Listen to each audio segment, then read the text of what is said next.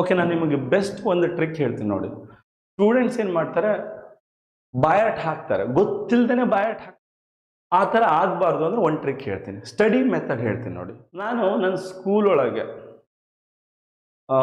9th 10th ಇದ್ದಾಗ ನಾನು ಓದ್ತಾ ಇದ್ದೆ ಒಂದು ಯಾವುದೋ ಚಾಪ್ಟರು, ಏನೇನೋ ಯೋಚನೆ ಬರ್ತಾ ಇತ್ತು.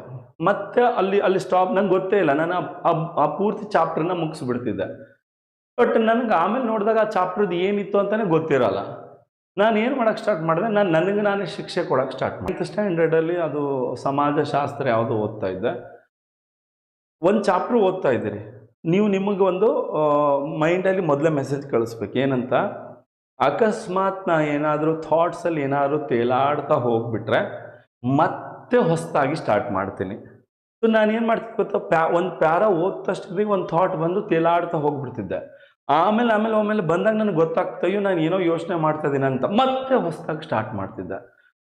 ಮತ್ತೆ ಹೊಸದಾಗಿ ಸ್ಟಾರ್ಟ್ ಮಾಡಿದಾಗ ಇನ್ಮೇಲೆ ನಾನು ಹಂಗೆ ಮಾಡಬಾರ್ದು. ಯಾಕಂದ್ರೆ ನನಗೆ ನಾನು ಶಿಕ್ಷೆ ಕೊಟ್ಟರೆ ಮೈಂಡ್ ಏನು ಮಾಡುತ್ತೆ, ಮೈಂಡಿಗೆ ಏನು ಬೇಕು ಅಂತ, ಕಂಫರ್ಟ್ ಝೋನ್ ಬೇಕು, ಎಂಜಾಯ್ ಮಾಡೋದು ಬೇಕು. ಅದಕ್ಕೆ ಅದು ಏನೇನೋ ಯೋಚನೆ ಮಾಡೋಕ್ಕೆ ಕರ್ಕೊಂಡು ಹೋಗ್ಬಿಡುತ್ತೆ ನಿಮಗೆ.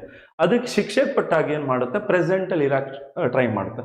ಮತ್ತೆ ಹೋದಂಗೆ ನಾನು ಎರಡು ಪ್ಯಾರ ಆದಮೇಲೆ ನಾನು ಏನು ಮಾಡಿದೆ, ಮತ್ತೆ ಯೋಚನೆದಲ್ಲಿ ತೇಲಾಡ್ತಾ ಹೋದೆ. ಮತ್ತೇನು ಮಾಡಿದೆ, ನನಗೆ ಶಿಕ್ಷೆ ಕೊಟ್ಟು ಮತ್ತೆ ಫಸ್ಟಿಂದನೇ ಓದ್ಕೊತಾ ಬಂದೆ. ಹಿಂಗೆ ನಾನು ಪದೇ ಮಾಡ್ತಾ ಹೋದಂಗೆ ನನಗೆ ಗೊತ್ತಾಗ್ಬಿಡ್ತು, ನಾನು ಯಾವಾಗ ಥಾಟಲ್ಲಿ ಹೋಗ್ತೀನಿ ಅಷ್ಟೊತ್ತಿಗೆ ಪ್ರೆಸೆಂಟಲ್ಲೇ ಇದ್ದು ಬಿಡ್ತಿದ್ದೆ. ಸೊ ನೀವು ಇನ್ಮೇಲೆ ಹಿಂಗೆ ಮಾಡಿ. ಫಸ್ಟೇ ಹೇಳಿ, ಎಲ್ಲಾದರೂ ನಾನು ಅಕಸ್ಮಾತ್ ಏನಾದರೂ ಯೋಚನೆದಲ್ಲಿ ತೇಲಾಡ್ತಾ ಹೋದರೆ ನಾನು ಮೊದಲಿಂದ ಸ್ಟಾರ್ಟ್ ಮಾಡ್ತೀನಿ. ನಿಮ್ಗೆ ಗೊತ್ತಿಲ್ಲದೆ 4-5 ಪೇಜ್ ಓದಿರ್ತೀರ, ಅಲ್ಲೇನಾದ್ರು ನಿಮಗೆ ಅನ್ನಿಸ್ತು, ನಾನು ಏನಾದರೂ ಯೋಚನೆ ಮಾಡ್ತಾ ಇದ್ದಿದ್ರೆ, ಎಲ್ಲೋ ತೇಲಾಡ್ತಾ ಹೋಗಿದ್ರೆ ಫಸ್ಟಿಂದ ಮಾಡಿ. ನಿಮಗೆ 1 ದಿನ 2 ದಿನ ನಿಮಗೆ ಭಾಳ ಹಿಂಸೆ ಅನ್ನಿಸ್ಬೋದು.